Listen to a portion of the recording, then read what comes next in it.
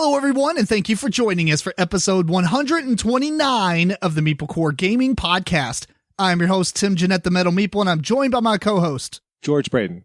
And in this episode, we go through our top 10 board games with the hidden traitor and much more.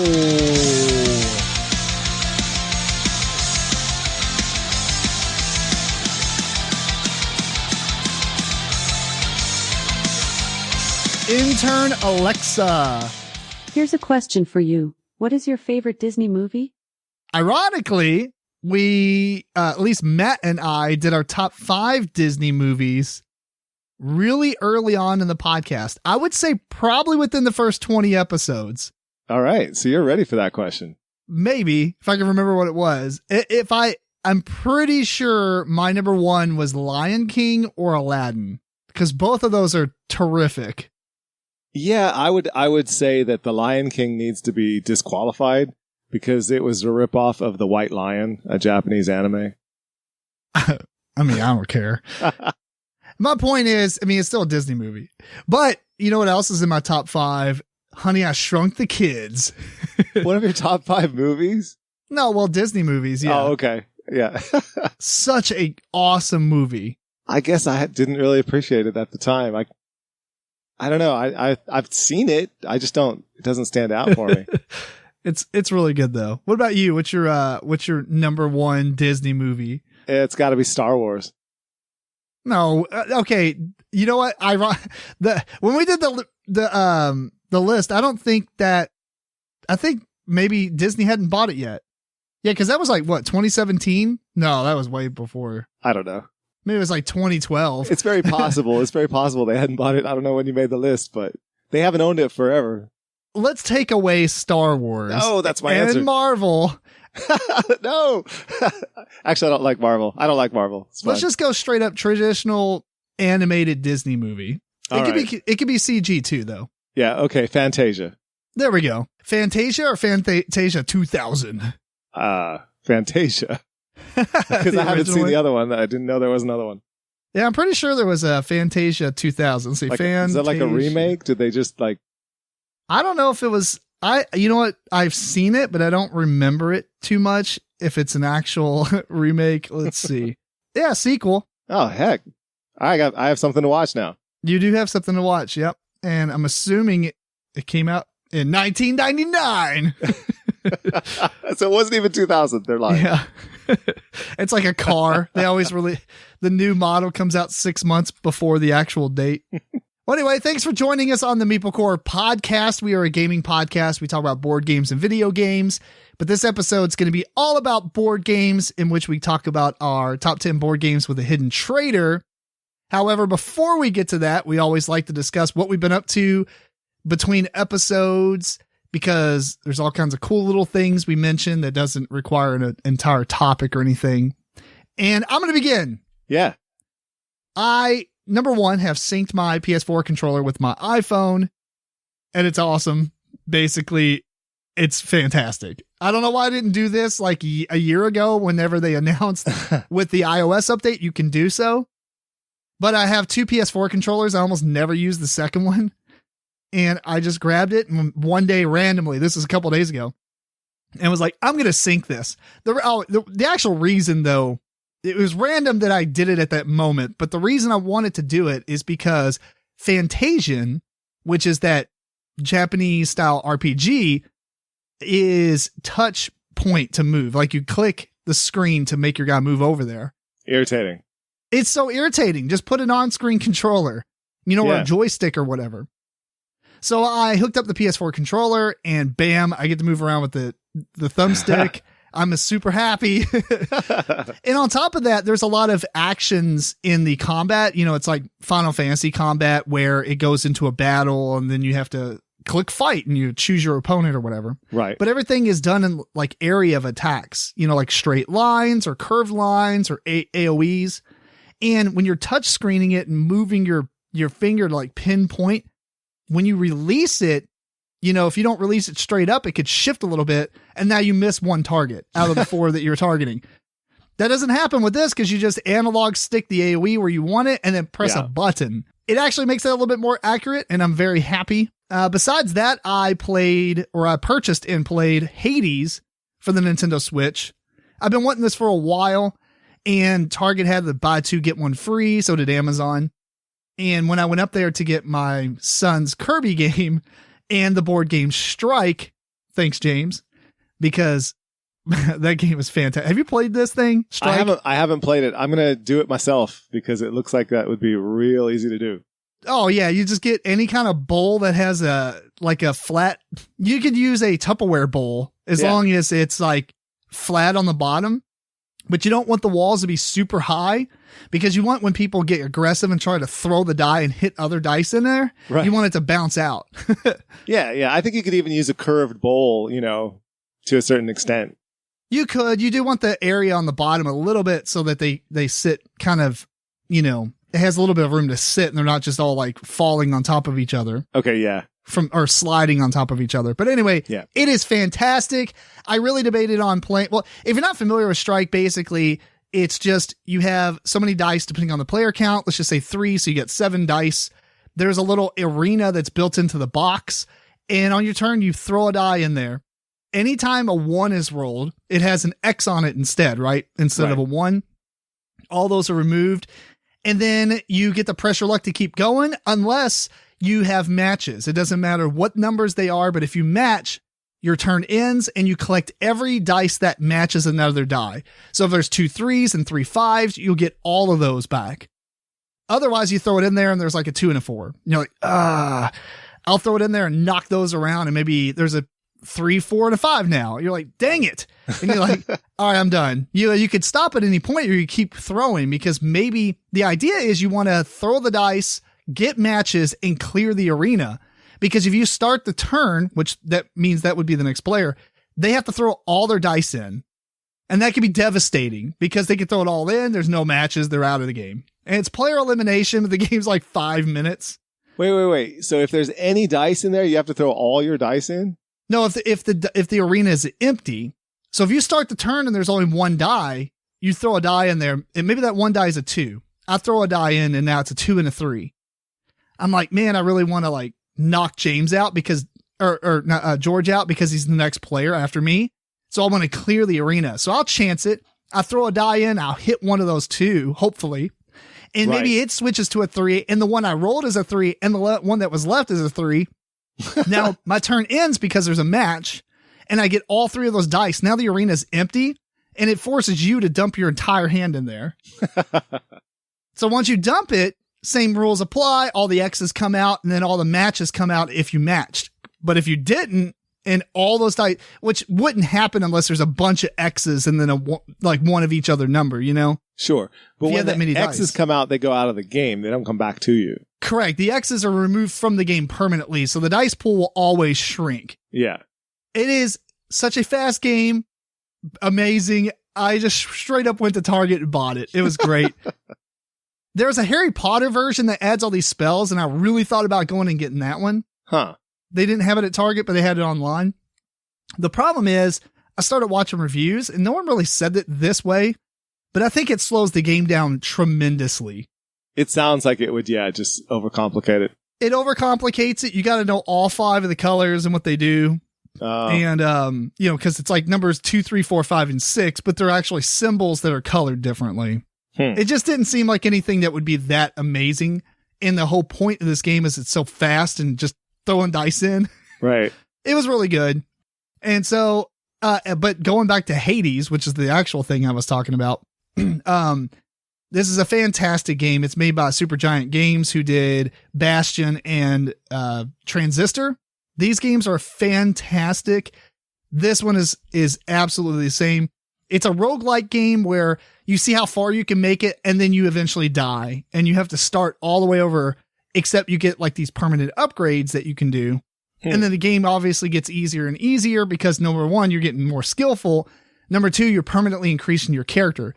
But as you go through and kill stuff, you actually get like these little ability enhancements. I think they're called boons. I don't remember. I've only played it once for about an hour. But it reminds me of a game called Rogue Legacy, which was similar. And there's other games like this too. But Rogue Legacy was really good. I'm really happy about this one. And the last thing I'm going to mention before we go on to George, what he's been up to, is I don't know if I told you this, but I was a guest on the Dice Tower a couple days ago. Yeah, I listened to that actually. Oh, yeah, cool. Yeah, no, it was a good episode. People should check it out. So Tom's he did his top 100 games, and then anything past that, he's calling it 5 more great games, which is essentially like 5 games, but going backward, right? And I think he's trying to go all the way up to his top 500. But we did Ohanami, Copenhagen, Calico, Cyclades, and Mage Wars Academy. I'm assuming Calico is number 1 of those for you, right? Absolutely, yeah. Yeah. Ohanami sounds really good. I'm excited to try it out. The rest of them I have played. I guess spoiler alert, because he tries to guess which ones you. But I don't know. I was really excited because it was Mage Wars. And I was talking to Tom afterwards, and I'm going to start doing reviews on there again. So I'm very excited about that. Because I've been sitting in my basement thinking I could record a bunch of reviews, but I was on, almost like a 2-year hiatus at this point. So I just wanted to make sure everything was cool. So look for me on the Dice Tower again. All right. What you been up to? All right. So I was playing sort of a callback to something that you were talking about with syncing your controller to your phone. I've been playing this game called Chivalry 2, which is a you did buy it? Combat. I did buy it. And I am worthless at it. I'm absolutely worthless at it. And the reason is because I have to use a keyboard and a mouse. And if I had an actual game controller, then I would probably be able to, at least hang with everybody else. But right now it's terrible. And I can't figure out how to get my controller to work on my computer. So I don't know. I'm either just going to stop playing the game, or I'm going to get this figured out where I can use a controller. But this seems like a game you have to play on a PS whatever, because on the computer it is disastrous to try to do it with a keyboard, in my opinion. Interesting, because normally the keyboard and mice crew destroy controller-based crew. And I played Chivalry 1 with the keyboard and mouse, and I thought it worked out great. I mean, it feels sluggish, but it's meant to feel sluggish with the weaponry. Well, yeah, no, the weaponry is awkward, period. But yeah, it's just, for me, I would definitely do better with the actual controller. So, what kind of controller do you have? I mean, I could be wrong, and then I just won't play the game at all. But it's a garbage like knockoff. Who knows? I need to get something. No, just get on Amazon and buy the Xbox One controller. Okay. That works with the PC. Okay. That's what I would suggest. You can get like an Xbox 360 controller, but you have to have the little transmitter or receiver, sorry, so that it's compatible. Right. Otherwise, the Xbox One controller, I think it's strictly Bluetooth. You got to make sure your computer has Bluetooth. Otherwise, you can just get a little Bluetooth dongle. Okay, I will check this out. Thank you. Sweet. Anything else? Yeah, so I'm gonna try that, and then there's a TV show that Kat and I started watching. It's called, people have watched this for years. We're finally catching up. It's called The Witcher. So just a little TV show called The Witcher. Yeah, I'm sure nobody's heard of it, but no, we're enjoying it. So it's pretty good. It's pretty good. It's pretty good. I mean, diehard fans have some things to say in comparison to the books, in comparison to the games. But, it is to be expected, right? For what it is, it's pretty enjoyable for us. So we're just getting started with it. So hopefully it stays good. Although already there's some things that are kind of weird going on. I want to spoil it for anyone else who has never watched it, but there's just some things. It's like, why did they fight? Why did that person get killed? What? Yeah. It's interesting. Yeah. So anyway, The Witcher. And next thing, I'll talk about some games that I've been playing. Board games with Grandma. So it's a new segment, board games with Grandma. Yeah. There's a certain llama for the last 6 months. It's llama every time. But here's the thing. I can sneak in another game along with the llama. As long as we also play llama, I can get her to play something else. And so we have this stable of games that we've been going through. The games that have worked with Grandma so far, we've got llama, we've got llama dice, we've got a card game called 5211. We've got another game that is what is it called? You Gave It to Me. Typo. Oh, Typo, yeah. Yeah, Typo. So that's a good one. And then You're just thinking paperback. No, typo. Yeah. I don't think grandma would do okay with paperback. No. Yeah, you should just bust out Mage Night, just like on the table. I tried, grandma. I got her to play. Fun's over. I actually got her to play a game that just came out called Destinies. Did you really? Yeah. How'd that work? She won't play it again. It's a story game. I figured she could follow the story. She could enjoy it. It's too much for her. She was overwhelmed. Didn't like it. But we're also playing Martian Dice pretty often. Anyway, so I've added to this past week, these games we've been playing.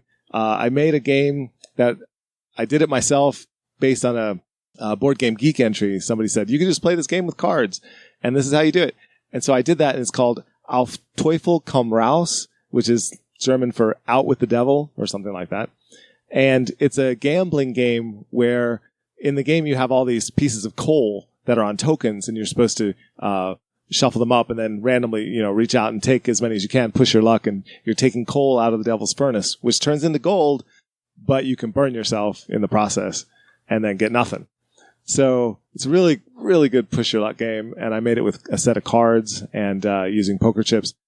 Had a great time. Grandma loved it. So that's awesome. Definitely recommend that one for anyone looking for some good family game. And then the other one that we just started playing that she also really enjoyed was called Heckmech. And not the regular Heckmech. We play Heckmech Junior, where you don't actually add the pips on your die. You just have symbols on the die, and it's this crazy theme where these chickens are making hamburgers with grilled worms. So you roll these dice and you get like lettuce, or you get cheese, or I don't think there's lettuce actually, cucumbers or cheese or tomatoes or whatever. And every time you roll all the dice, then you take a certain kind out, just like Martian dice. You take out all the lettuce, or there's no lettuce, all the cheese, whatever. But at the end of your set of rolling, you have to have at least one worm, or else none of it counts. So at some point you have to take a worm. And then there's tiles that you can take, and you stack them up when you get them. And if somebody rolls exactly your tile, they could take your tile from you. It's just simple. It's simple, quick, and she enjoyed it. And then I got Heckmech Extra Worm, which you normally have as an expansion to Heckmech. And I modified it with some house rules to have it as a expansion for the Heckmech Junior, and it works great. So now it's just a little bit deeper, and she's still hanging in there. It's great. That's awesome. Yeah, good stuff. All right. Is that you? That's it for me. I'm thinking after listening to you and Tom that Ohanami might be one that we should check out next. It could. You could start with the game, maybe. That's true. Yeah, I do have that one, actually. All right, so let's run on let's go over some news. Do you have any Kickstarter stuff, or? No, I've got nothing on Kickstarter this week, although I'm probably overlooking some good stuff. Oh, yes, I have one Kickstarter thing. I'm going to talk about it later on this same show. All right, fair enough. Before we move on to the rest of the stuff, though, I got one small little thing of news. It's Epic Games Thursday. Yes. So the free games on Epic Games is Hell is Other Demons. Really weird name. But the other one is the really good one. Yes, Overcooked 2. I was very happy that this busted out on there because I do have it on something else. Maybe I already own this game, actually. I think I already own this game, but I'm still excited because now you all could get it without having to buy it. And it's a fantastic game. And I've already got it, and I called Kat right away and said, you got to get this so we can play. Oh, yeah. Super good. That's a super good. More of the merrier on that, and more of the chaoticness. So looking forward to this one. If you're not familiar, it's basically a cooking game where everything is against you and you have to work together. You don't really have to talk, but it definitely helps. Yeah, co-op all the way. Yeah. And if you like the idea of it, there's a board game called Kitchen Rush. Yeah, it's basically that game in board game form. Not related, but yeah. Yep. If you're interested in supporting the show, check out MeepleCore.com, click that Humble Bundle link, and go buy some bundles of games, books, software, whatever they have available. You can also go on there and buy individual games and stuff. and you get Steam links for all of it. Sometimes they even have Nintendo Switch bundles, which was kind of neat. They always have a lot of Pathfinder and Dungeons and Dragons 5th edition bundles. So check that out. And if you're interested, please definitely click our Humble Bundle partner link at MeepleCore.com. It's in bright orange near the top in the description box, and help support the show. So now we're going to get on to our top 10. So our top 10 is board games with the hidden traitor. This is a list I actually am seriously questioning why we haven't done. I was surprised. Either I didn't search it correctly, but I'm pretty sure the word traitor would have been on a past top 5 or top 10 list, depending on when we did it. But yeah, well, I don't think we've ever done this. Well, it's about time then. It is about time. This list was incredibly hard because I set myself a couple of disqualifiers that actually knocked a whole lot of games off of this. So I'm going to tell you what my disqualifiers were. Okay. I tried very hard to keep it to where there's only one person that is a hidden traitor. Oh, man. Because I feel like two things happen when you add multiple traitors. Number one, it's more of a team game at that point. So is it really a hidden traitor game? Right? Because if half the team is one thing and half the team is another, that's just a team game. It's not hidden. Nothing's hidden. You don't know exactly who is on what team, but I feel like that's more of like a hidden team game.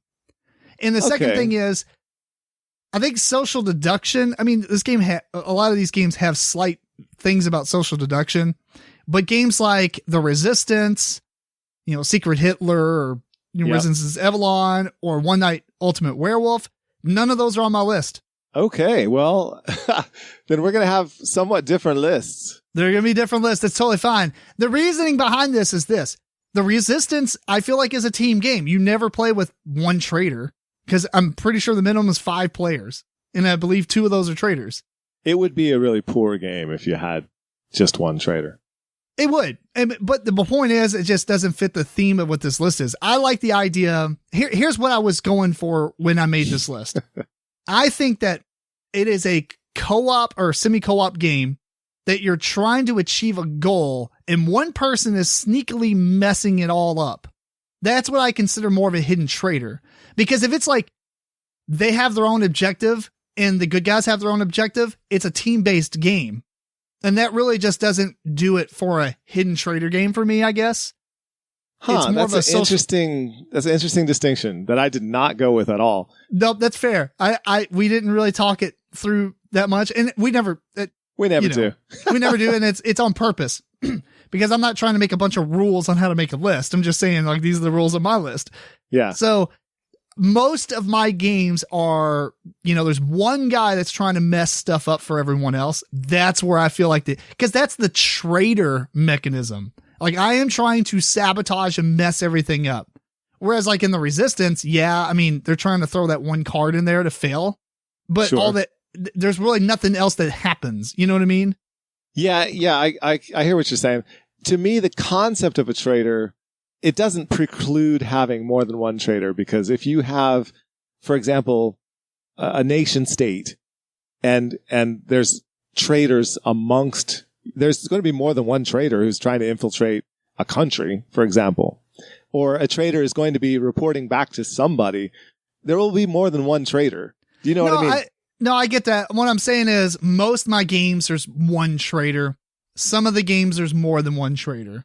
But the theme of it is the traitor is actually trying to do things to sabotage everything while still like hanging low and not getting caught. Yeah. Well, like, for instance, like a tougher list for sure.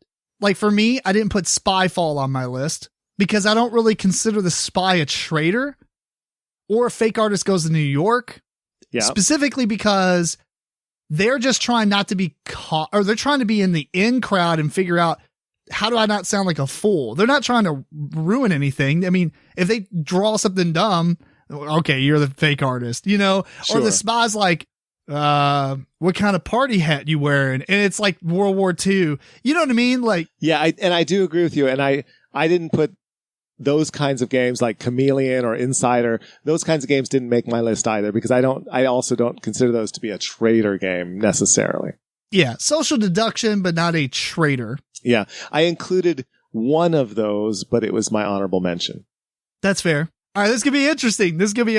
I think I'm going to start just because I know what my number one is. It's going to be more climactic to end with George. So my number 10, which slightly goes against all these rules I just said. No, just set up all these rules. And the reason is because there really isn't that many games when you define the way I did. I think if people have been listening to our podcast over and over, they will quite easily figure out what my number one is, but we'll go with it. You can go first. That's cool. All right. Fair enough. My number 10 is The Thing, Infection at Outpost 31. Yeah. This is a very light entry to a traitor mechanism. The only problem is it does have multiple traitors. However, everything else that's happening really throws it into the same vein of they're trying to mess things up, right? So just like in Battlestar Galactica, a bunch of cards get thrown into a pile and those are revealed and possibly people yell at each other because it's like, all right, who put this in there? You know? Right. And they're trying to lay low, sometimes throw in good cards, sometimes throw in bad cards. You know, maybe the leader of the mission is the bad person and they always have the ability to discard one of those cards and draw a new one, which is very suspicious activity. So it has a lot of aspects with that. I like it. It's very simple and easy. A little bit longer, I think, if I remember correctly, or at least with a lot of players, because I do believe the game plays quite a few players. It might be 8 or something or 7. It's a high player count. Maybe it's 6. I don't remember offhand, but we had a lot of people. I know that. Yeah, it's a high player count. I don't recall exactly either, but I'm going to look it up. The Outpost and Infection at Outpost 31. It is 8 players. So I'm pretty sure we played it with max player count, which is funny because it says best at 8, but seems like it was a little long, but I can see it is definitely good with a lot of players simply because you have more options. It's got that resistance feel to it where a mission card comes out and the leader needs to pick that many players out of the crew. Yeah. And you got to make sure you're picking people that you don't suspect. So it's a really cool game. Actually, as a matter of fact, if I played it a little bit more, it might be a little higher on this list. Good thing Matt owns a copy because apparently this skyrocketed in price. I mean, it's on Amazon right now for $330. Oh, brother. Even on the geek market list, it's in the one, there's a 135, a 275, 550. It's crazy. Yeah, that's amazing. It's definitely not worth that. Don't do it. Maybe they'll just, if they don't have the license anymore, maybe they'll retheme this as their own thing. And then you don't have to spend that much money. Maybe it's just that expensive because it's The Thing and it came out real close to the movies and everything. So maybe so. Anyway, my number 10 is, go ahead. There are a lot of games based on The Thing. However, that's true. There's, The Thing, that's one of them. And then there's Who Goes There, which is the title of the book that the movie's based on. And there's La Creatura, there's a whole bunch. And in fact, there's my number 10, funny enough, also based on The Thing in a way. And that is Panic Station. Oh, yeah. So Panic Station is it's loosely based on The Thing. You're going to this research outpost that hasn't responded, and it's because they've been overrun by horrible parasitic monsters that turn you into infected horrible monsters. And you're going in there, and the thing is, this is number 10 on my list. Even though out of all The Thing kind of games, I would pick this one.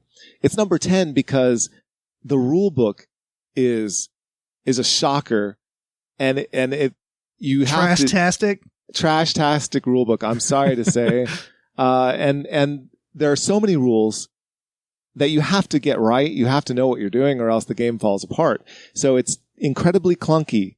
It is a gamery game, and when it works, it really works. And you have to also sort of disassociate from the theme because the theme makes no sense. And if you go with it, It's cool. It'll work. But you have these robots that have weapons, and the people, you have a robot character and yourself. Your robot character gets the weapons. I don't know why the people don't get weapons. The robots should be able to just go in there and just tear the thing apart with their little metal hands, right? You're not proficient with it. I guess there's all kinds of reasons you can come up with. The robots like teach me kung fu. And for some reason, when you are entering a room with another human, you have to exchange cards. And if you exchange a gas can card along, then you are protected from them if they're trying to infect you. Are you dousing yourself in gas?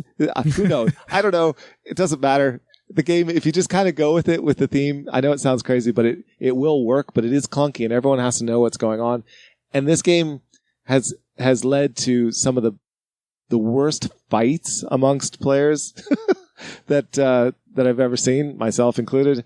And we no longer really play it because of that with certain groups.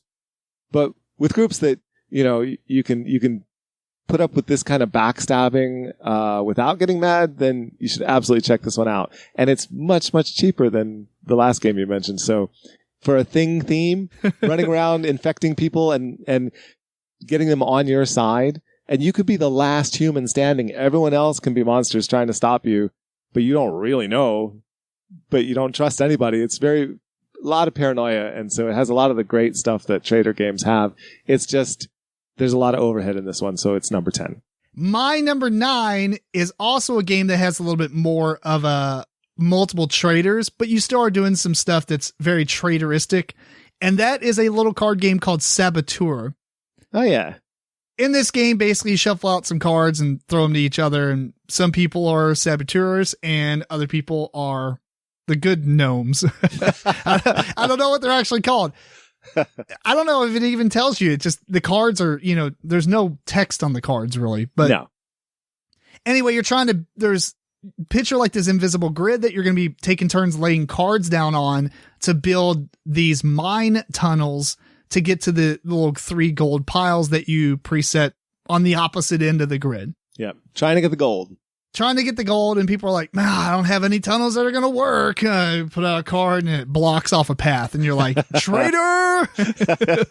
Yes. So it is a fun little game. It is definitely a game that had grown on me because at the very beginning, I did not like this game.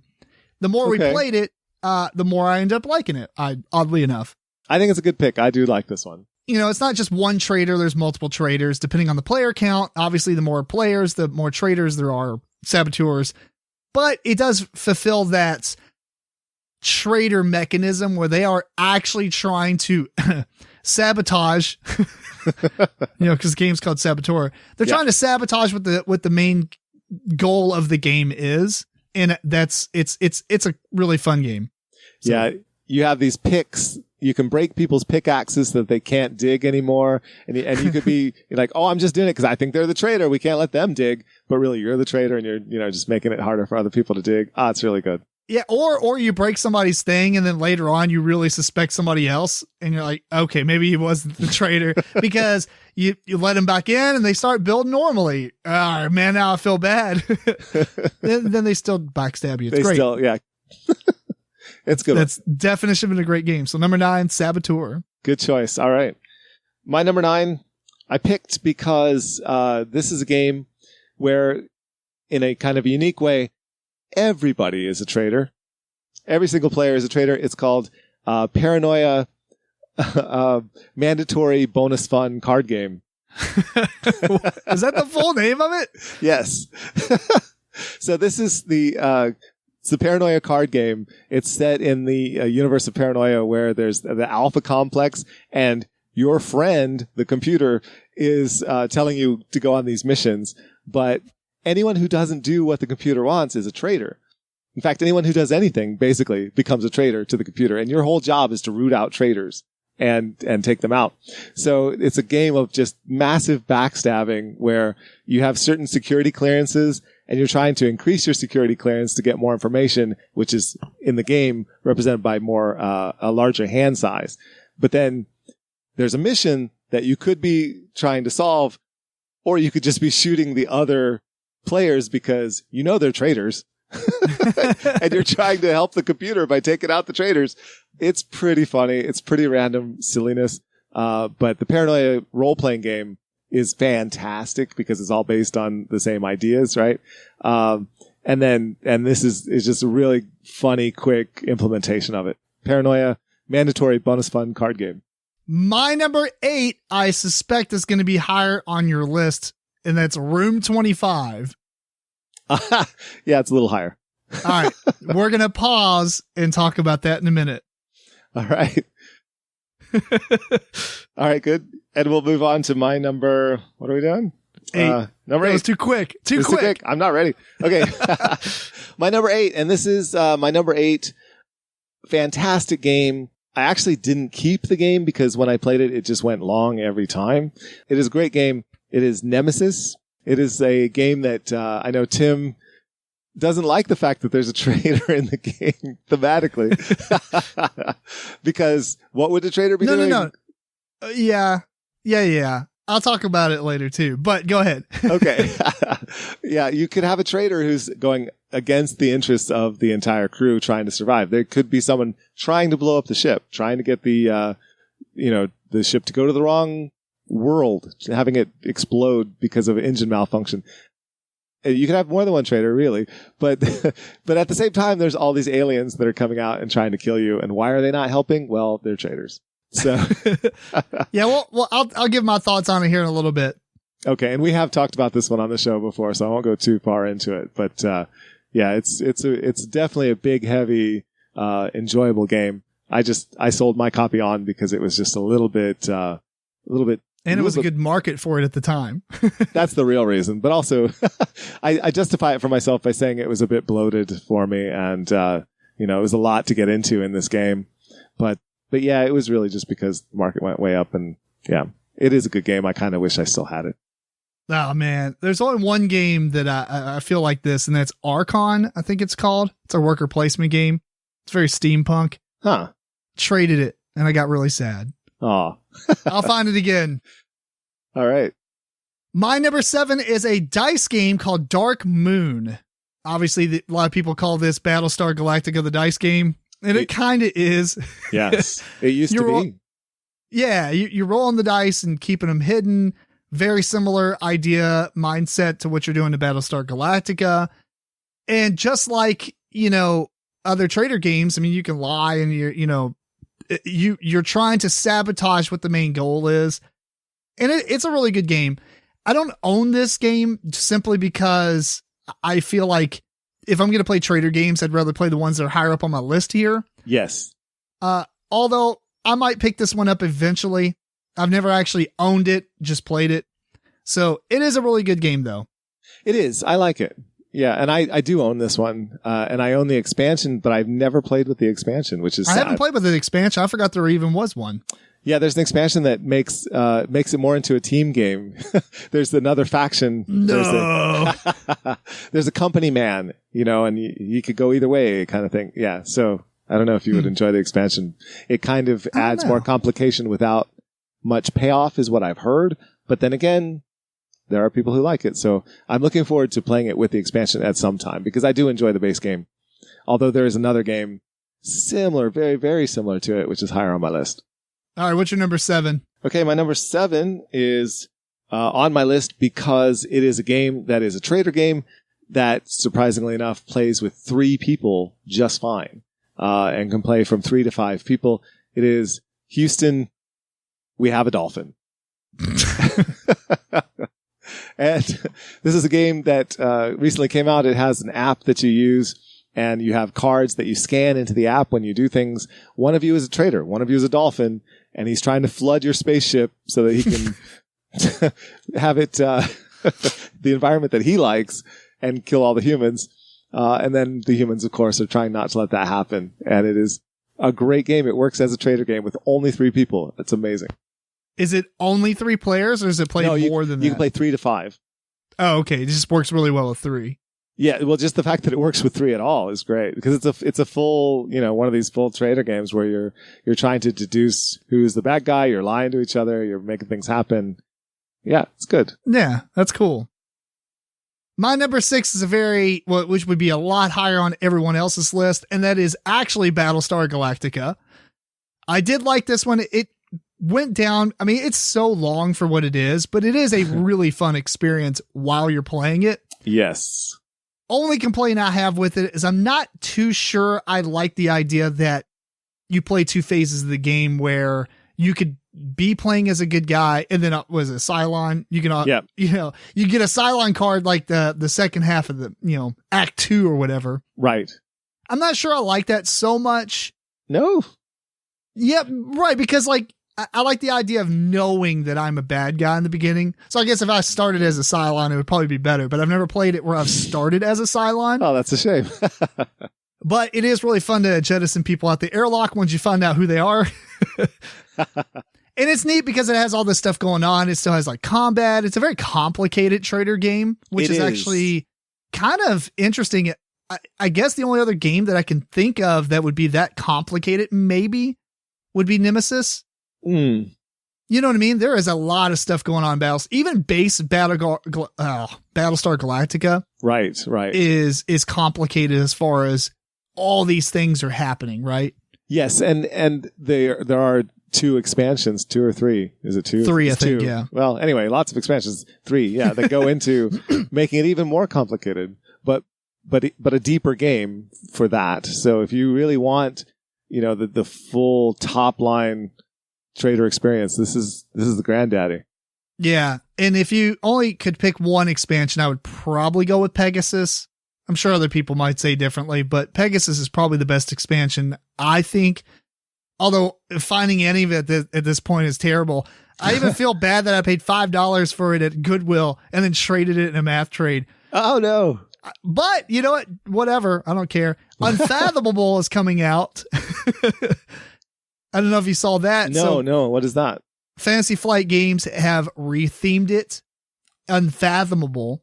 No kidding. And it basically takes place on like, I don't know the whole story. It's in the Arkham Horror universe, but basically you're on essentially the Titanic and all this stuff is attacking it. Okay, that's a little cooler, actually. Somebody in the group is actually like a traitor.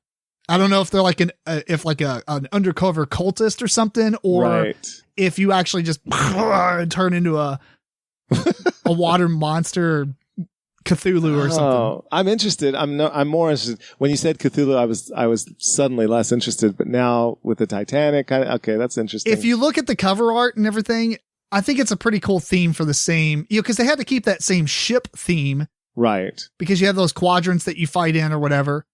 Yes. But what could be the things like, you're not running out of food necessarily. I mean, that's strange. The year is 1913.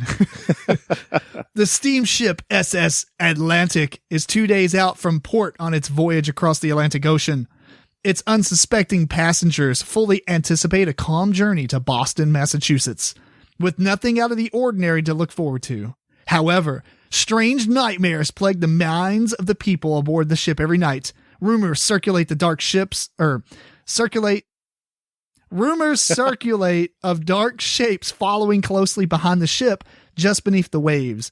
And tensions rise when a body is discovered in the ship's chapel, signs of a strange ritual littered around the corpse. 5 other paragraphs. Anyway. Okay, I mean, I'm going to give this a shot, yeah, because the Battlestar Galactica, although I did like the theme, it matches the show really well. Yeah, I've never seen Battlestar Galactica, but I'm assuming it would be something I would like. Yeah, oh yeah. Yeah, it's great. It kind of has issues later, but it starts out great. Yeah. As far as board games go, if they take Battlestar Galactica, the board game, not really streamline it, but like fix a lot of things and maybe add some things from the expansions to kind of spice it up. Yeah. It'll be really great. But they don't have that much information out about it. Okay, well, something to look forward to. And yeah, Battlestar Galactica is definitely belongs on this list for sure. So what's your number 6? Okay, my number 6 is Alcatraz, the Scapegoat, where this one is unique because in this game, you are creating the traitor. You are voting as a group to make somebody the scapegoat every round. And then they become a traitor to your plan because they're the scapegoat. They know if your plan succeeds, they take the fall. So you're picking your traitor and then they're coming after you, but that can change each round. It doesn't have to be the same person.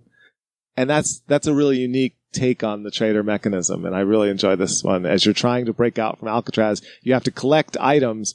You have to enact certain parts of your plan, and certain people are going to be responsible for doing certain things. And if you work together, that'll happen. But one of you is going to be the scapegoat. The scapegoat. Yeah. And they do they know they're the scapegoat, or do you get cards like put down in front of you? No, they know they're the scapegoat. You secretly vote, and then you take tokens in your fist, hold them out, and then that vote is going to represent, who is going to be the scapegoat. So then they're part of that vote. They see it happen. They know, oh, now I'm the one on the outside. And do you do it early on or like later on? You do it every single round. So the scapegoat can change round to round? Yes. Oh, that's interesting. So maybe you're doing some actions that make it easy for them to. Right. And then the scapegoat can be saying, look, you don't want to make me the scapegoat because I've got the knife. Oh, yeah. You guys need the knife. I've got the knife, or whatever, because there's certain things you need for each of the escape plans that are happening. But that can change too.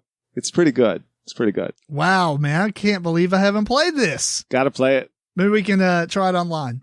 Yeah, if we can find it. My number 5 is a game that I don't feel like is talked about enough, and I really like it. George is going to have some mixed feelings here, but maybe, I think. The Menace Among Us. Ah, yeah. So the Menace Among Us is basically, if Dark Moon is the dice version of Battlestar Galactica, this is the card game version of Battlestar Galactica. I mean, that's basically the game.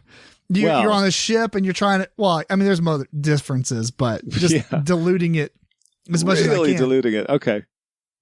Basically, if you're good guys, you need to get your oxygen level of the ship up to 100%, without letting or maybe it's a lot oxygen. There's 2 tracks. There's a red and a blue track. Energy and oxygen. Yeah. Yeah. Energy and oxygen. And every turn you do actions and such, and the contagion or the menace, because I think there's multiple menace cards, but I always see the contagion. I can't remember if there's extra ones actually. But anyway, the menace, who's the traitor, is trying to do stuff to mess that up. Right. But the cool thing is, you got like a card hand and, which can change throughout the game or whatever, based on which character players are playing, what a lot of their basic cards in their deck are. But obviously they can get more cards than that. So, people are throwing cards in, and, you get to lie and be like, well, I can't really throw that much in here. And then all of a sudden here comes a backstab card and you get stabbed. It's pretty good. It's pretty good. The box is really big, so I hope it separates all the cards really well, but it does have a lot of cool components to it, especially this big punch out of a like a laser pistol, but it's almost to scale. You can hold this thing. It's not like a little chintzy laser pistol that's 3 or 4 inches. This thing's like 6 or 8 inches long, and I'm pretty sure you had a clear acrylic version that you could buy. So anyway, The Menace Among Us, it's a really, really good game. Well, we've reviewed that one before, and I'm of a different opinion on that one. So it does use the same mechanism where you're throwing cards into a pool, and then you're finding out what happens. So it's the same as Outpost 31 or Battlestar Galactica. But out of all of those kinds of games, this next one is my pick for this mechanism, and it is Warehouse 13. I assumed this would be on your list. Yeah, I do enjoy this one. Really campy, silly TV show that's quite well represented in the game. And in Warehouse 13, you are agents who are trying to find these artifacts that are being stolen and used by one of your turned agents. And so someone in the game is representing that turned agent. You don't know who it is. And it's someone who's in league with them. And now there is a Kickstarter just started today for the Warehouse 13 expansion, which includes the agent who wasn't part of the game, who needed to be, which was H.G. Wells, So now as a playable agent, and the original bad guy in the first game, McPherson, he is a playable agent so that you can play as McPherson going against the new big bad, which is potentially H.G. Wells. So it just expands the variety that you have in terms of agents and villains. You can also play a couple other agents, which are two of the agents from the 1950s who have traveled in time. It's easy in this show. And they are also adding a couple of expansions. One which, 2 modules, one which makes it harder and has warehouse challenges which occur, and one which makes it easier where Mrs. Fletcher shows up and gives you help every so often. So it's more of the same, just more of the same Warehouse 13 goodness. And this is very similar to Dark Moon, very similar to Battlestar Galactica, where in this case it's dice that you're rolling just like Dark Moon, only one of you could be withholding some dice that you need or putting in dice that you don't need, and doing very subtle things like that. I don't have any blue dice. No. Yeah. It just didn't work out. Sorry, guys. Yep. It's that sort of thing. This is my pick for that kind of a game. Yeah, it is pretty good. I had some small issues with it, which you can listen to our review, but for the most part, I enjoyed it. I'd play it again. Cool. My number 4 is a very specific game to land on this list, and that's Spectre Ops, which we talked about in the previous episode. But basically, it requires a specific player count, and I almost feel that it also requires a pretty experienced agent to play. Oh yeah, I would say so. And the player count is 5. You need 5 in order to have the traitor. Right. And so the traitor's helping out, and I guess to a degree it actually helps out the agent, I guess, but it seems to me like it would definitely be I don't know. I haven't played it that many times with the traitor. Played a lot without it. But I don't know. I kind of go back and forth. Will it actually help the agent out tremendously, like a handicap? Or will it be like there's so many players against the agent that you have to have a really good agent? I don't know. Either way, though, the gameplay is fantastic because it's more like a social engineering type of traitor. Because I don't really think he can do a lot that would, unless you like, he can't go directly against the other agents. Right. He can't just go walk off to the side and be like, whoop. He can't just shoot the other agent. Yeah. Yeah. He can't do anything like crazy because there's penalties to doing so, but it's more of a social engineering. Like, nah, man, I'm 100% positive he moved over here, which I guess is every traitor game is social engineering to a degree. It's really good. It's really good. I put it high up on my list, although the game is probably not going to be played with a traitor that often. It's more of like 4 players I probably think is a typical player count for this, but. Well, that's true, but I was just thinking that out of, all of the games that are 5-player games, that 5 is one of the harder counts to get a decent game to play. So this is a great one. This is a great pick when you have a group of 5. Right. And it does drastically change the feeling of the game as you're playing it. Nothing actually changes that much as far as rules go, but now that you have to like listen to somebody else in your team tell you lies, potentially, that like the atmosphere has definitely changed. And a lot of the community says best with 3 on this one. So I'm going to assume a lot of people haven't played it with the traitor, and I highly recommend doing so. Yeah, probably haven't. I'm not going to say I would always play it with the traitor, but when it's played with the traitor, it's very good. In addition to being very good anyway. It adds to a good game already. Yeah. Correct. Yeah. Ah, man, such a good game. We haven't played it in a while. I really want to get that one back to the table. Out of all these games so far, that's the one I would throw at the table earliest. Ooh, that's a tough choice for me because so many of these, I don't know if we've said this, but so many of these games we haven't played in a while because of the pandemic, and these take a lot of people usually to make these games good. There's a couple on this list I had to watch videos to refresh myself.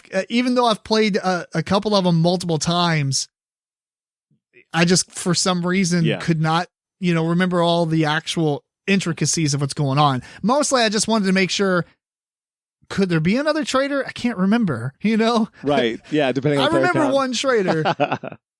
So I was watching the review videos and stuff just to get up to speed.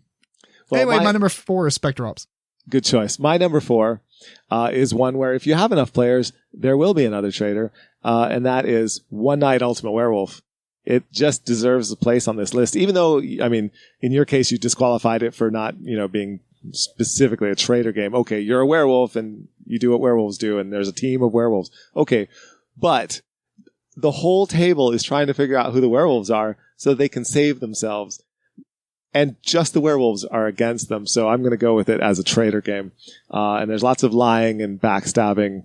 When someone looks you right in the eye and says, you're lying, and you're not lying.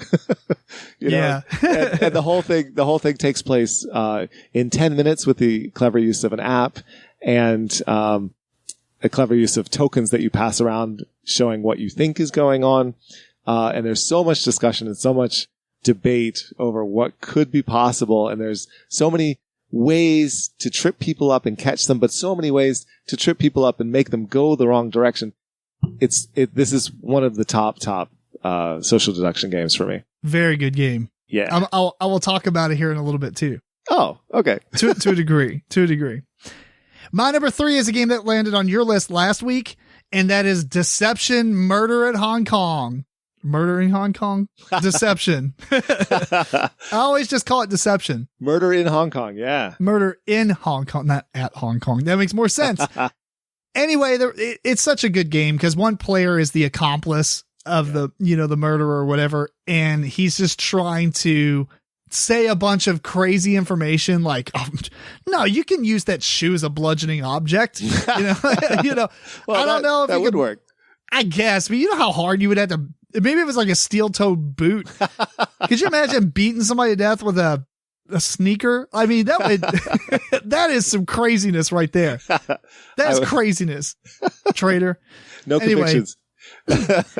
Yeah, I mean, we've talked about this enough on the show. I won't go over to how it's gone, but there's a bunch of cards, and somebody, determines which blue card and which red card that the players need to pick.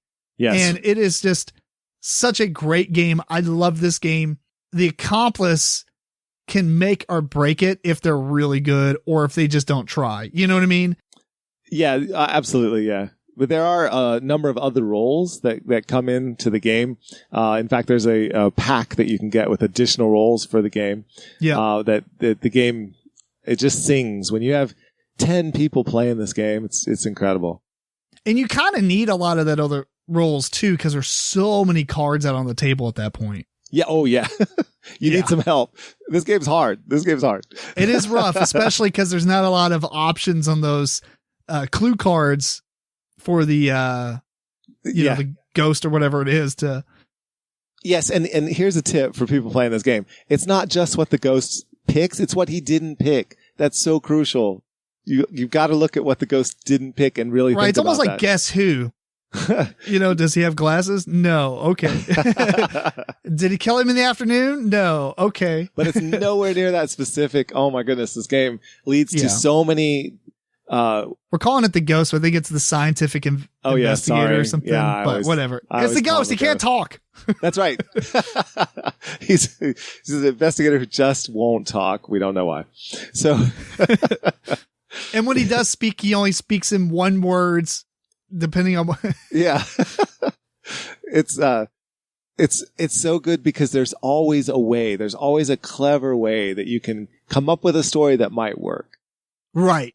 And if you're that type of person and you're the accomplice, the game is great. Even though you get annoyed at the end because you're like, he stirred us wrong, that traitor. You're like, that was really good, man. That was really good. And sometimes you get into a really difficult, very difficult situation where your only choice doesn't fit anything at all. So you're the forensic scientist and you're like, okay, I have to come up with a way that this person died just from the piece of evidence and the murder weapon, right? So you might have something like, as an example, a cassette, headphones, everything like how did the person die? You have to choose like choking? Like, did they choke on their cassette? Like, or drowning? Like, did they drown, but there was a cassette and headphones involved? You know what I mean? Like, they could come up with crazy stuff. Right. And you could choose choking because maybe they pulled the string out, but then out on the table's like a rope, right? A lanyard to like an ID card. Yeah. So you don't extension want to pick that. Cable. You can't. Right. So you have to go with drowning, like come up with some crazy thing where they were on a party on a boat, right? So good. It is super good. I love this game. Not as much as I do. Uh-oh. Is it your number 2? No, we'll get to it. We're number 3. We're at number 3. It'll come up later. Oh, what is my number? What are we doing? Number 2. Number 2. Number 3. Number 3. Okay. That makes more sense. All right. My number 3, and it is a game I've talked about so much because I love this game. Room 25. Room 25, the Ultimate Edition, but for me, it's everything, all the expansions, everything put into this game. And this is a game where you are acting out the movie The Cube, where you go through this Tesseract, you go into a new room, something terrible is going to happen, potentially, and just kill you immediately. And you can push people into rooms, and you can peek into the room before you do anything, so you know what's going on. Some of you are traitors. You're guards that don't want the others to escape. And you don't know who they are. Push becomes your friend. Yeah. Oh, but there's clever ways that people can protect each other as well. And everyone has special abilities. Everyone has adrenaline they can use once per game to do an extra action. And if you do it right at the right time, this game can really swing. And the game is very short. It's very easy to understand. Everybody can play it. It's tremendous. It is incredibly good. It's only a little bit lower on my list at number 8, specifically because we only played it that one time. Oh, but man, it's so good. The more I play it, it might jump up above a few more games on my list. But yeah, such a good game. Yep, one of my top games. I've probably played it 20 times. My number 2 is a game that I actually have another game I really want to try out. It's Dead of Winter. Yes, I know the one you want to try out. I want to try it too. Yes, even though that wouldn't make it on the list because it completely changes what the game's about. But what we're talking about is Dead of Winter. They had the Long Night or whatever, the second one. And then they came out with the Warring Factions or Warring Kingdoms. I can't remember. Apparently I can't remember names of anything when I'm talking on the podcast. But if I'm talking to people outside of the podcast, you have two groups playing Dead of Winter, but then they can kind of cross over. Yeah, warring colonies. So you use a lot of the components from the Dead of Winter game and the Long Night, which are essentially the same game, just, there's a lot of differences, but they're standalone games that can be combined with each other, mostly just using the characters and such. The Warring Colonies takes pieces from both, so you do have to own both of those games. Okay. Which is a really hard selling point considering you have to buy like 3 things just to get into this. Yes. But you have a colony versus another colony. And then there's one person, it's like the lone wolf that runs around and maybe helps both colonies by going back and forth. You really only use that if you have an unequal amount of people playing. Okay. Makes sense. Otherwise, if you have 4-on-4, then there's no lone wolf type of guy. And I've never played this. I do own it. I really want to play it. Although that would make it a team-based game, so we're not going to talk about that part right now. Right. The coolest thing about Dead of Winter is maybe it's a little hard of a game, but the traitor and everybody else who has their like personal goals and stuff, everyone seems like a traitor in this game, and that is what makes a perfect traitor game to me, is when the traitor doesn't, like in a lot of these other games, you can just go through and do a lot of good actions, right? And people don't question you. It's like you have to do something that seems questionable that you can get away with as the traitor. Where in this game, you have to do things that make you seem like the traitor. It's like, guys, I have to hoard this food for myself. You're just saying that because you're a traitor. No, I really have to. It's in my destiny. Because maybe you aren't the traitor because you have a personal goal that makes you need to do that. Right. Because you can't win unless you do it. Correct. And so I like games that kind of give a shroud of darkness over everyone because it makes you just not trust anyone. And that is fantastic. Even though there's only, one traitor or whatever, You are seriously not trusting anyone. And sometimes you just have to cut the cord. All right, you're out. It's going to make it too hard if your goal is going to hurt us. And it's like, now who's the traitor? Yeah, this one, the betrayer definitely definitely belongs on this list. Yeah, super good. I'm really looking forward to trying out War and Colonies. Man, I got it just before all the pandemic and everything. And yes, I want to try it. I got it because we had a good amount of people showing up at game night, and then now everybody's moved and stuff. Yeah, well, we need to get everyone together again. That's true. So number 2 is Dead of Winter. All right, nice. My number 2, this is one that I won't talk about too much because I've talked about it so much recently. It is Mayday Mayday, and this is a social deduction game. It's my pick of the social deduction games. I would have said, except what I've realized is I really do enjoy social deduction games a whole lot. And so a lot of the items on this list are coming in as social deduction games rather than like straight up traitor games like Tim is talking about. In this one, there's traitors that you can't allow into the cockpit of the plane. You have to fight them off. You have information about each of the people represented by 3 of their cards. 2 of them will be one thing and 1 will be another. If you have 2 of the one thing, that's what you are. You're either a loyal person or you're a traitor. You'll never have more than 2 pieces of information about anybody, but the way that the game is programmed out as to who gets what information when makes it so that there's enough information out there that you can piece it all together if you cooperate and talk with each other and figure it out.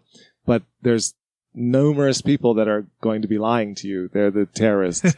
And it makes it so complicated and so second level thinking as far as the social deduction. It's my favorite social deduction game. That's awesome. I need to try this one out still. Or one of. Let's say one of, because yeah, we still have a number 1 to talk about. That's fair. So let's get some honorable mentions out of the way. I only have 2. The first one is Nemesis.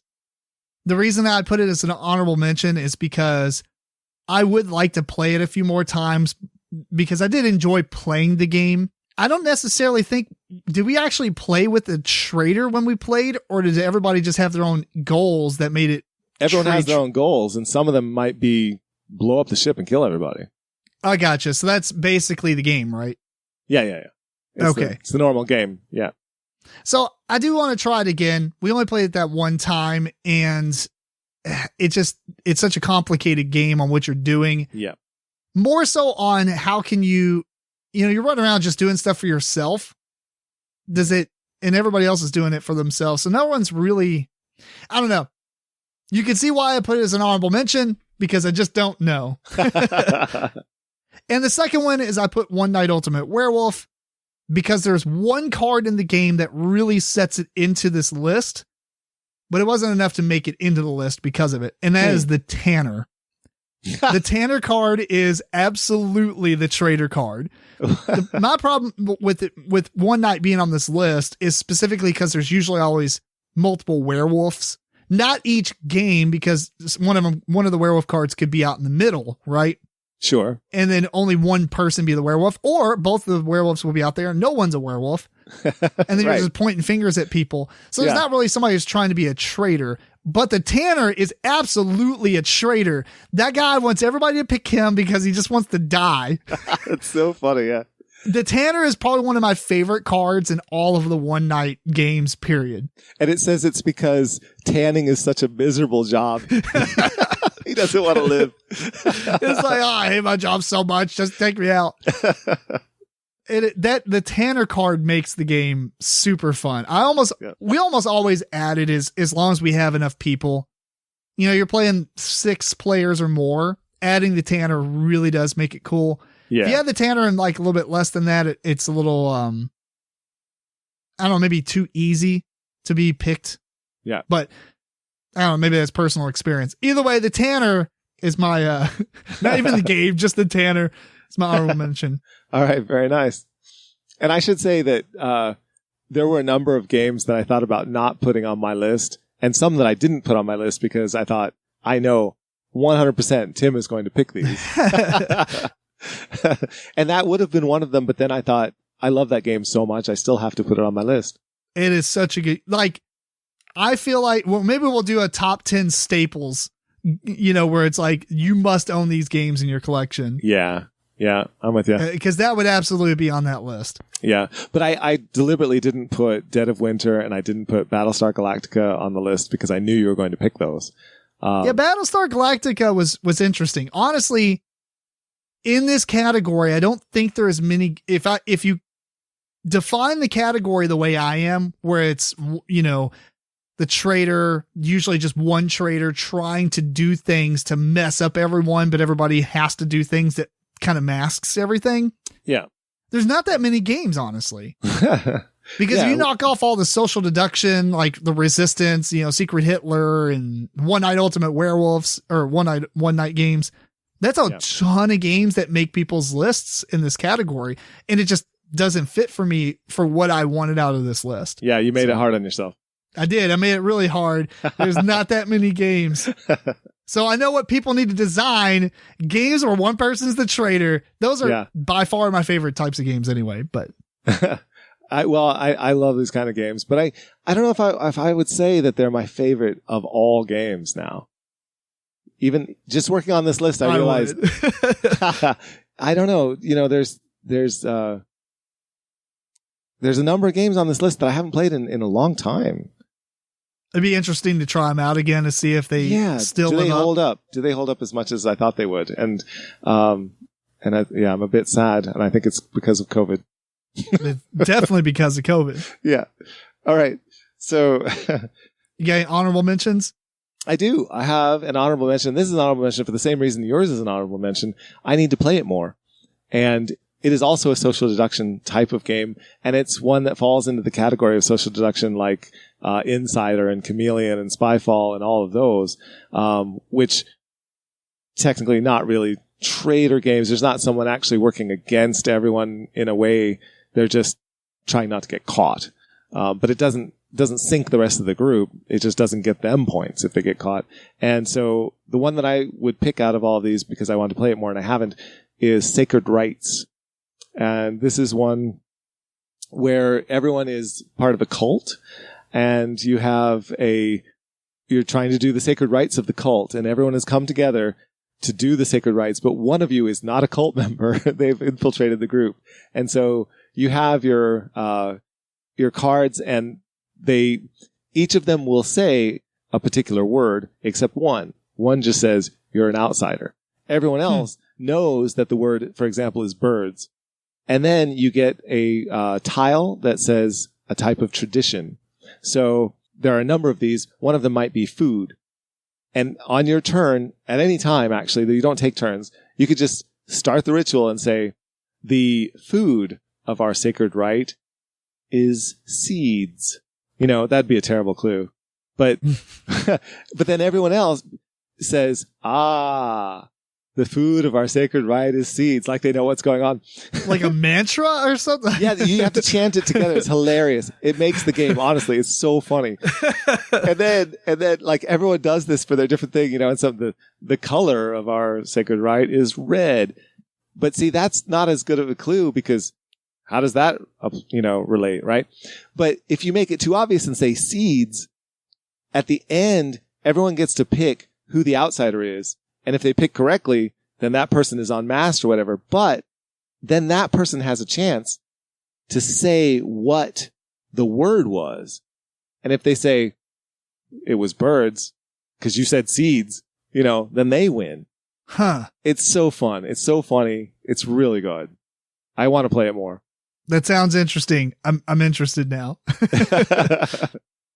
Yeah. It's going to be good. Sacred Rites. All right, so we're hitting up our number one, which honestly at this point, wait, this number. Shall I say what your number one is and you say what my number one is? Sure. Okay. Your number one is Shadows over Camelot. Absolutely. I actually can't think of what your number one is. I'm drawing a blank here. Well, I've already mentioned it. It already came up. Did it? Well, yeah. I would have thought it was Room 25, I guess. I had to give it some thought. I wasn't paying attention, apparently. Well, anyway. I put Room 25 at number 3 just because I realized I enjoy social deduction more so than than even regular traitor games. So I put a couple social deduction ones at the top. Oh, is that another clue? Yeah. Well, all right. Once you say it, it's going to be like bong in my head. Absolutely. Honestly, on this list, Dead of Winter and Shadows over Camelot could contend for number 1 on any given day for me. Yeah. Because Dead of Winter is a little bit more complicated and the theme works out really well in comparison to Shadows over Camelot. I guess the theme works in Shadows over Camelot, but the traitor mechanism doesn't, you know what I mean? Like thematically, why, I guess. Was there a traitor in Camelot in the Arthur Tales? I mean, I know Lancelot did some stuff behind people's back, but I actually don't know. I'm not familiar enough. Me either, but anyway, it makes perfect sense with Dead of Winter as far as thematics go. But I've loved Shadows over Camelot since the first play, and it is such a great game. The mechanisms of what's going on, you're trying to, make these like, I guess like matching or poker hands and stuff on the table. It's okay. Some people might not like that. I love the fact that there's all this discussion going on. Like, should I add a catapult, or should I draw a card, or should I sacrifice some of my life? And what you do there really does put you in the spotlight on whether or not people believe you're a traitor or not. Because why would you draw a card if you have full health? You know what I mean? That actually, you're the traitor. Honestly, if you do that, you're the traitor. So Shadows over Camelot is a incredible game. I think Dead of Winter probably thematically beats this one out. So in reality, it probably should be number 1. Apparently, I've just looked it up. Apparently, Mordred was the nephew of King Arthur, and therefore a terrible traitor because he was his arch enemy. Interesting. Either way, number 1 is Shadows over Camelot, although I could swap this with Dead of Winter at any point for Very this cool. list. Okay. All right. Personally, I like Shadows over Camelot much better than Dead of Winter, but I love Dead of Winter as well. Can't enunciate. Anyway. And I had both of those picked as ones that you would definitely choose, and that's why I didn't pick them. If I had to, insert them into my list somewhere, I'd have a much harder time making my list, and some of these more obscure games would be off of my list. And I'm his guinea pig. That would make me sad. So I'm his scapegoat. Yeah. I'm basically his other top 10. Anyway. That's right. I appreciate that. And my number 1 is going to be Deception, Murder in Hong Kong. Oh, duh. Man, yeah. You know what? I actually thought about that as you were talking about Deception. And then when we stopped talking about Deception, it just went out of my head. It's such a quick game. It gets right to the point. Everyone immediately starts talking about what could be going on. Everyone understands how the game works and can get into the theme, but some people might talk more or less. And does that mean anything? And so that whole social deduction metagame going on. And yet there's just enough there to give you what you need to figure things out and to make people really sweat if they are the bad guy. It's so good. It's so good. It is so good. And it's something we never talked about the multiple times we brought this game up in different lists. Those little action cards or event cards that pop out every once in a while. Yes. Those are cool too. I think that it's cool to house rule the ability for at least one of those to show up in each game. Cause it's a shame when you play it and none of those show up. Yeah. You need to have some decent ones. Yeah. I agree. Yeah. I'm not saying all of them are good. Some of them are actually kind of annoying and we shuffle back into the bottom. Yes. I agree with you. Super good game. I'm looking forward to playing it again. High on the list. Yeah. Anyway, this list was kind of tough when you set a bunch of parameters. And kind of depressing when you realize I haven't played a lot of traitor games in a little while. Yeah. If you guys think of any games, well, first off, anything that we should have added to either of our lists, do so. I'm absolutely interested in games that, like I said, there's one traitor trying to mess things up, but all the other players have to do something that makes them suspect as well. Yes. That is by far the most perfect atmosphere of a traitor game, especially if there's only one traitor, because the majority of the players are trying towards the common goal, not this team-based like 3 versus 2 or 5 versus 3, type of deal. Yes. I love when there's just one traitor. I know Shadows over Camelot can have 2 if you're playing with like 7 and 8 players or something, but that's fine. It still fits the category really well. So if you think of any of those games that I did not mention, please shoot us an email at MeepleCore@gmail.com or just hit us up on social media. Well, there's Homeland. That's very similar. I have that and I have not played it. Oh, well, you'll like it. I thought, after looking up when I sorted it in BGG, I saw it on there and I was like, man, I really haven't played that game. Yeah. Because I try to make an effort to play all Gale Force 9 games no matter what. Okay. After playing Sons of Anarchy and liking it so much, I was like, I have to play them all. And Spartacus, yeah. Yeah. So. Well, that one I rank right up there with Dark Moon and Warehouse 13. Very similar feel. Homeland? Yeah. Well, except it's cards. It's not dice. So I shouldn't mention those two. But I put it below those two because I prefer it with the dice, honestly. Gotcha. Yeah. Homeland's probably one of the only ones I own that I haven't played that could have made this list, depending on how good it is to me. So very cool. All right. We're wrapping this up. Yeah. We want to thank you again for tuning in to episode 129 of the MeepleCore Gaming Podcast. This episode was recorded on June 17th, 2021. Please send your questions and comments to MeepleCore@gmail.com. Follow MeepleCore on Twitter, Facebook, Instagram. Check out the video versions of the show on youtube.com/MeepleCore. Until next time, this is Tim Jennette, the Middle Meeple. George Breden. Keep on rocking and rolling dice.